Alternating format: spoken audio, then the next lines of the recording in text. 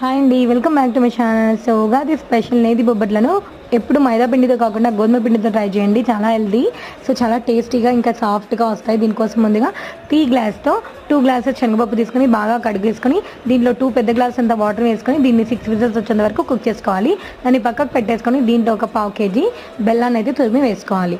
So వీటన్నింటినీ బాగా mix చేసుకొని దీంట్లోనే ఇది బాగా దగ్గర పడేంత వరకు కుక్ చేసుకోవాలన్నమాట. 1 టేబుల్ స్పూన్ ఆఫ్ ఇలాచీ పౌడర్ని కూడా యాడ్ చేసుకోవాలి. కుక్ అయ్యేంతలోపు ఇక్కడైతే గోధుమ పిండి నెలలో కొంచెం ఆయిల్ వేసుకొని బాగా మిక్స్ చేసుకొని పక్కకు పెట్టుకోవాలి. సో చూడండి, ఇది బాగా దగ్గర పడి చల్లారిన తర్వాత ఉండలు చేసుకొని పక్కకు పెట్టుకోవాలి.